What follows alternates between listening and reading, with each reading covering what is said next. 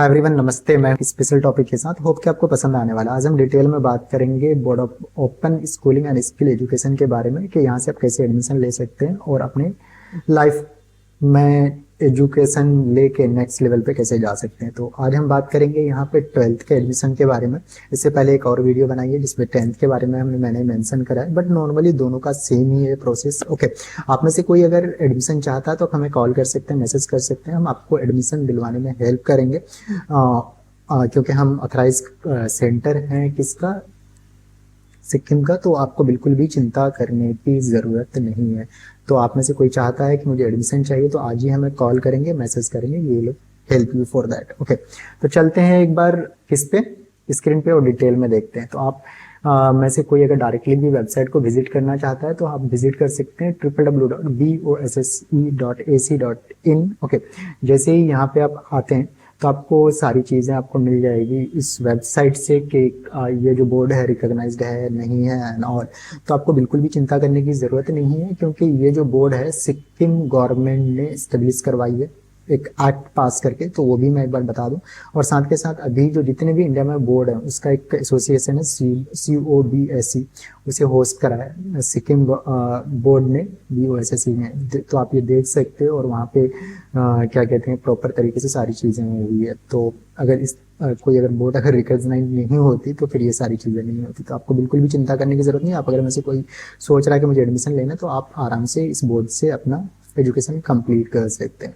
तो fees and all क्या रहने वाली है इसके बारे में थोड़ा सा हम देखते हैं। ओके, तो सबसे पहले हम चलते हैं एक बार रिकॉग्नाइजेशन एंड ऑल अप्रूवल पे। तो आपको जैसे यहाँ पे आप देख सकते हैं कि एक्ट नंबर 14 से इसे पास किया गया है 2020 में सिक्किम गवर्नमेंट ने, और आप इसे रीड कर सकते हैं। नॉर्मली जिस तरह बिहार बोर्ड, यूपी बोर्ड और महाराष्ट्र बोर्ड या फिर राजस्थान बोर्ड बनी है, उसी तरह ये भी बोर्ड बनी है। साथ के साथ मिनिस्ट्री ऑफ एजुकेशन ने भी इसे अपनी लिस्ट में डाला है कि ये बोर्ड से कोई भी बच्चा क्या कहते हैं अगर डिग्री, डिप्लोमा या फिर 10th 12th करता है तो वैलिड रहने वाली है।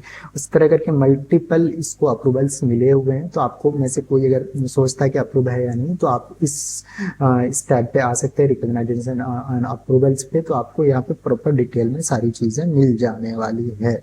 ओके, आप यहाँ से कोर्स करने के बाद किसी भी नॉर्मली कहीं पे भी नॉर्मली प्रॉब्लम नहीं आती, किसी भी यूनिवर्सिटी में भी जाके आप एडमिशन ले सकते हैं। ओके, अब हम बात करेंगे अदर चीज़ों के बारे में कि यहाँ से हम कौन कौन सा कोर्स कर सकते हैं। तो आप में से कोई अगर कोर्स करना चाहता है तो यहाँ से आप 10th कर सकते हैं, 12th कर सकते हैं। बहुत सारे बच्चे होते हैं कि किसी का बैकलॉग लग जाता है, एनआरएस में बार बार एग्जाम दे रहे हैं या फिर किसी स्टेट बोर्ड में बैकलॉग लगा हुआ है और आप वो स्टडी कंटिन्यू करना चाहते हैं। तो मैं उसके लिए कहना चाहता हूँ अगर आप 12th करना चाहते हैं या फिर 10th करना चाहते हैं तो आप हमें कॉल करेंगे, हम आपको गाइड करेंगे कैसे एडमिशन लेना है। मैं बार बार बोल रहा हूँ। ओके, अगर आप 12th में एडमिशन लेना चाहते हैं तो उसका सब्जेक्ट सिलेक्शन जो होता है मिनिमम 5 सब्जेक्ट से आपको पास होना है।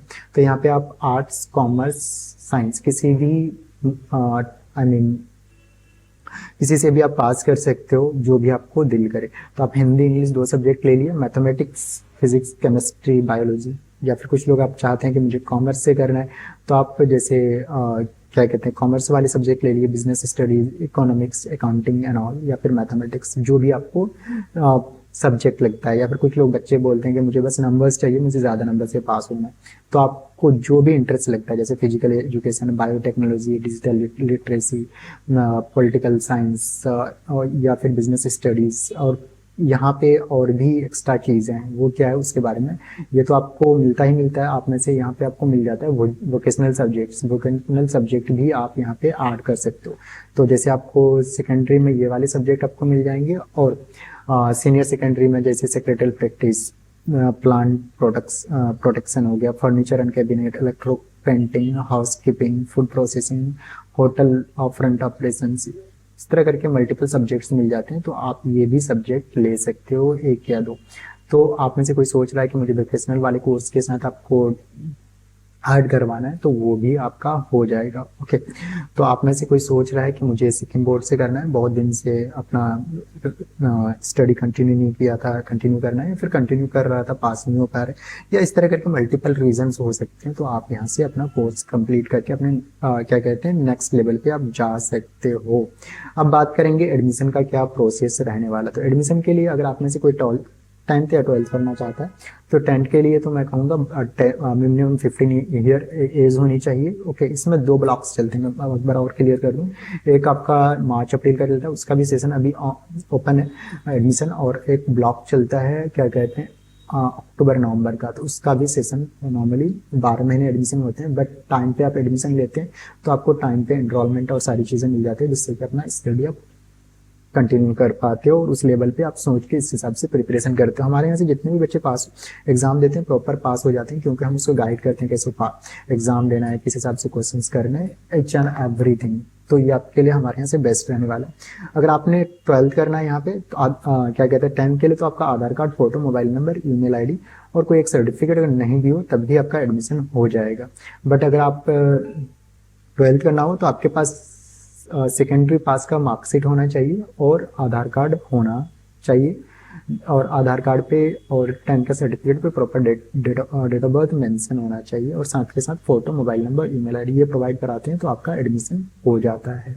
ओके, अब बात करेंगे कि हम इसमें क्या फीस एंड ऑल रहने वाला, तो इसके चलते हैं हम एक बार फीस स्ट्रक्चर पे।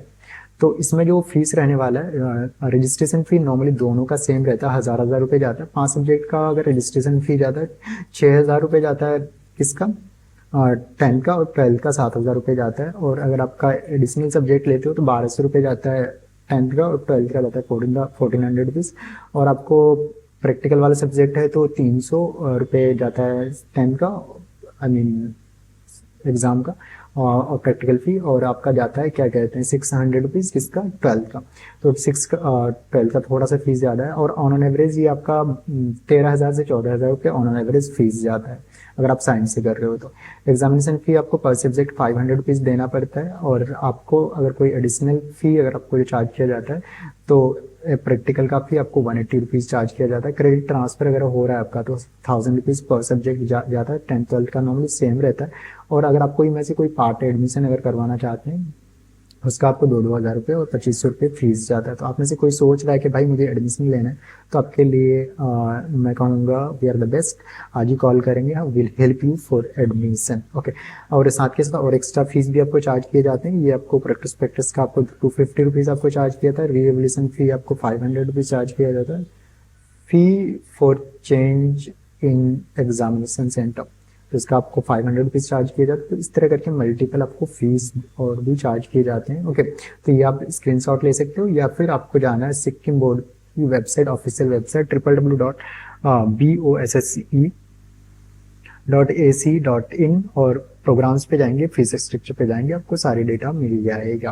होप कि आपको ये वीडियो पसंद आया है। आप में से कोई भी सोच रहा है कि भाई मुझे एडमिशन लेना है इसी सेशन में और मार्च अप्रैल में ही मुझे एग्ज़ाम दे के अपना सेशन कंप्लीट करना है और मुझे ग्रेजुएशन करना है, देखो तो आपके लिए वीडियो बेस्ट है। और आज ही कॉल करेंगे, मैसेज करेंगे, we will help you for admission. Thank you, मिलेंगे हम नेक्स्ट वीडियो में। Happy learning.